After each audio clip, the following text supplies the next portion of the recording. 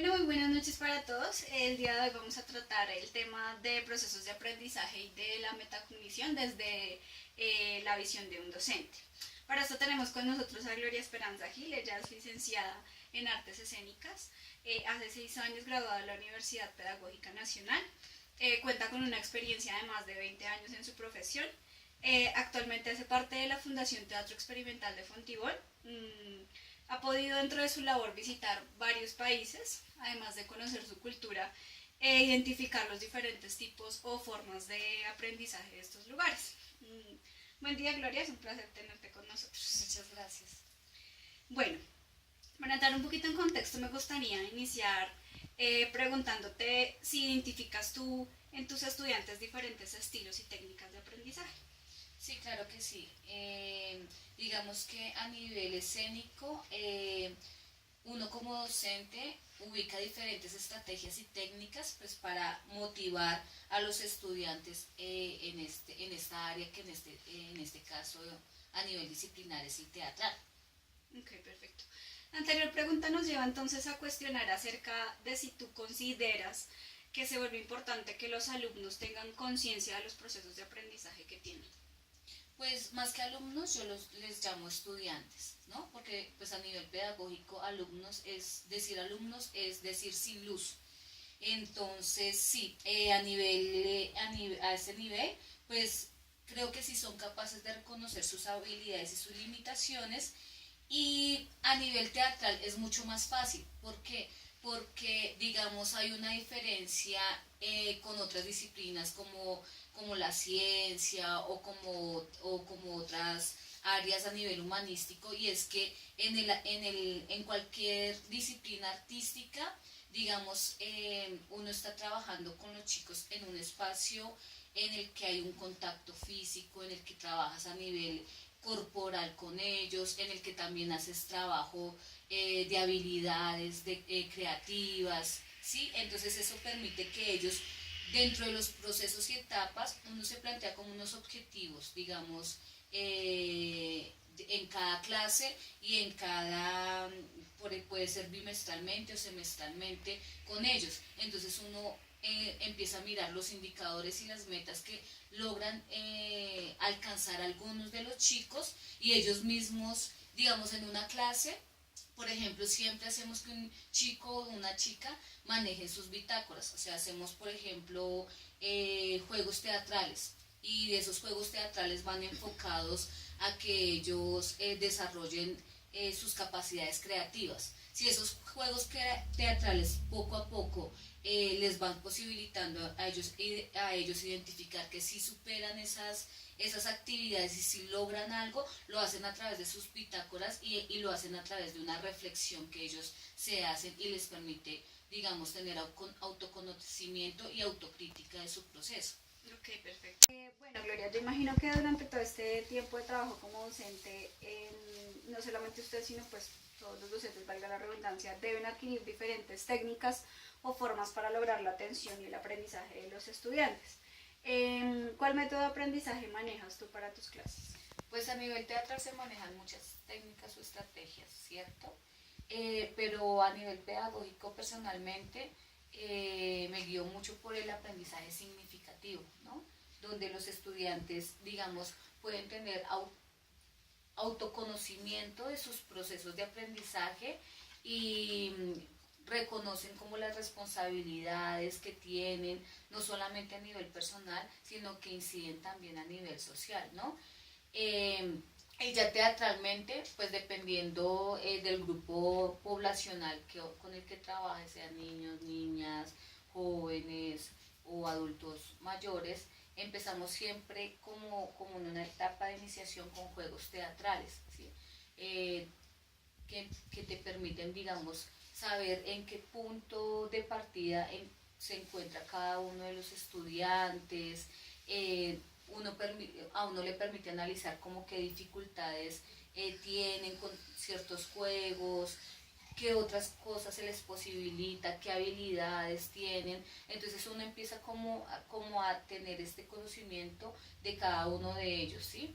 Y empieza como a enfocar y a realizar diferentes actividades y analizar diferentes estrategias para que el grupo vaya en combo tratando de cumplir ciertos objetivos que requiere cada clase, porque cada clase tiene como su etapa y tiene un objetivo y unas actividades específicas pues para que se vayan logrando este tipo de metas u objetivos con cada uno de los grupos. Listo. Me gustaría en este momento empezar a hablar acerca del tema de la metacognición, porque es una alternativa de aprendizaje de la cual se está hablando mucho y que considero que es muy importante. Y aquí me gustaría nombrar a Flavel, quien fue uno de los autores pioneros en el término. Él define textualmente a la metacognición como al conocimiento que uno tiene acerca de los propios procesos y productos cognitivos o cualquier otro asunto relacionado con ellos.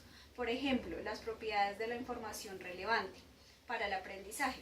Así entonces me gustaría preguntarle, ¿cómo cree que influye la metacognición en los procesos de aprendizaje? Digamos, yo creo que a nivel teatral, creo que las artes posibilitan el desarrollo de la metacognición. Creo que es una herramienta fundamental para desarrollar la metacognición. Pero, digamos, volviendo a tu pregunta, ¿me la puedes repetir? ¿Cómo cree que influye la metacognición en los procesos de aprendizaje?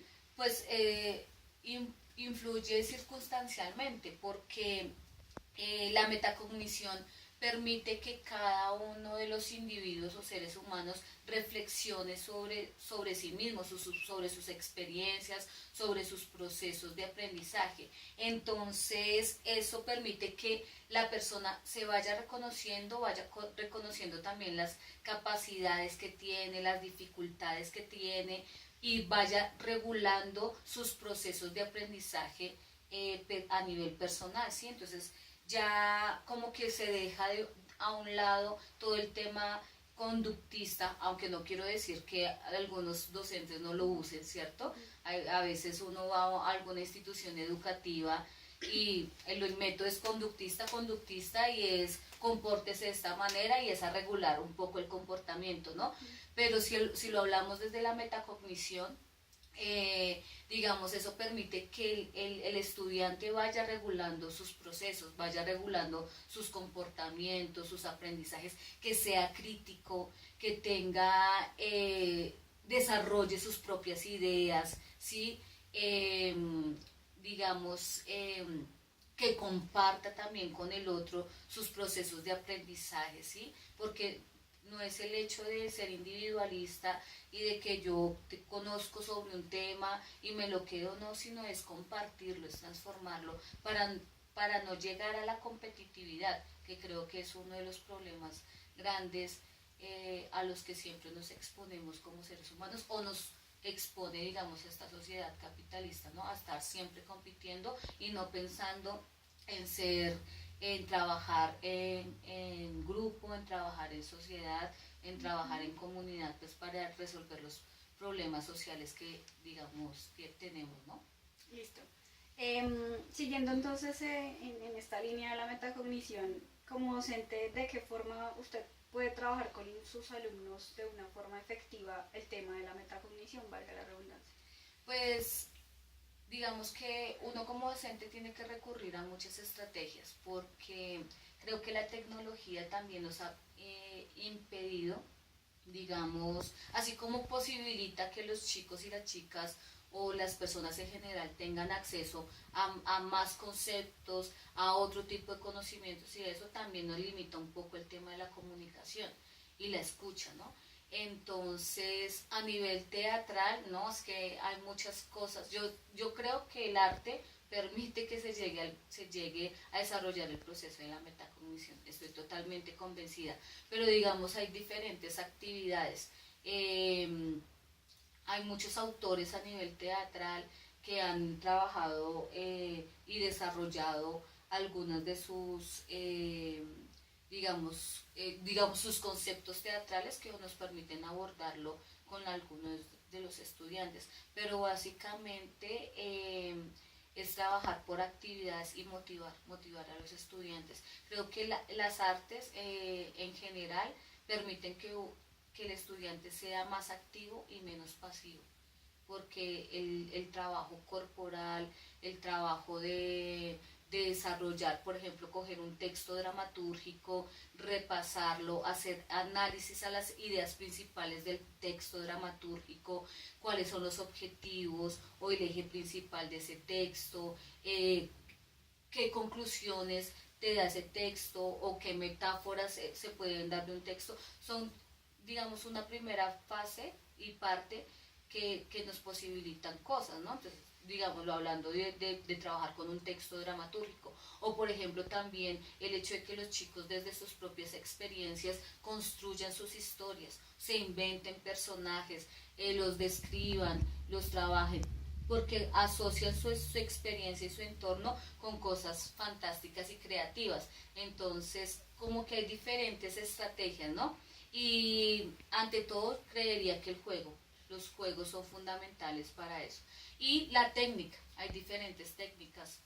Entonces, por ejemplo, a nivel teatral, tú haces circo y tiene una técnica, te haces teatro gestual, tiene otra técnica que es a nivel más corporal, hay teatro verbal o teatro de texto, entonces solamente es el trabajo de texto, hay un trabajo vocal, entonces es como una amalgama de cosas y situaciones que permiten que uno trabaje con los chicos o las chicas, con los estudiantes. Bueno, nosotros tenemos conocimiento que en países como España y como Chile se están implementando reformas a la educación donde se pretende precisamente eso, el uso de la metacognición para generar que los alumnos tengan conciencia de su propio aprendizaje, que la metacognición es un camino viable para que se implemente en Colombia.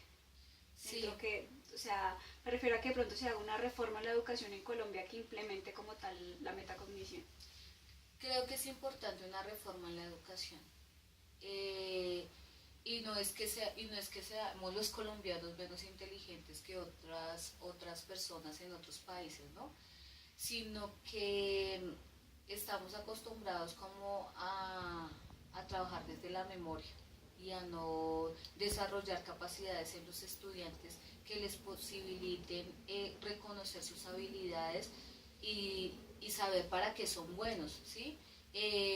Digamos como que se imponen cosas a nivel educativo que a los chicos y a las chicas ya no les interesa y no partimos desde la experiencia de los chicos, de su propia vida, ¿sí? Del entorno que los rodea, para poder aprovecharlos digamos, en un aula de clase común. Y creo que también el hecho de que tengamos muchos estudiantes en un aula no nos permite poder disfrutar y reconocer qué hay de ese chico, de esa chica que podamos explotar. O sea, tener 40 estudiantes o más de 40 estudiantes en un aula es totalmente, o sea, es imposible, y un solo docente, ¿no? Entonces, en otros países, por ejemplo en Europa, uno va a estar con los chicos en un aula de clase, tienes a veces 15, 20 máximo estudiantes. Entonces tú tienes la posibilidad de estar más con ellos, con cada uno, de reconocerlos más. En cambio aquí es totalmente absurdo. Y creo que por más que se han mejorado la estructura física de las instituciones educativas, necesitamos espacios físicos que posibiliten también ayudas, ¿no? Ayudas que permitan trabajar con los chicos de otra manera en las instituciones educativas. Para mí es importante eso, pero sí se puede, claro que sí se podría, y creo que se ha dado. Lo que pasa es que también aplicamos modelos de europeos o de otras, como tú lo acabaste de mencionar, sí. De otros países a nivel latinoamericano, pero no pensamos en los procesos que tienen nuestras propias personas, la gente, los colombianos. Entonces el hecho de reproducir un modelo, pero no reproducirlo bien o de no copiarlo bien, también nos crea dificultades. Es cierto. Bueno, solo me resta agradecerte por el tiempo, por la disposición para esta entrevista y espero pues que nos volvamos a encontrar en otra oportunidad. Muchas gracias. Muchas gracias.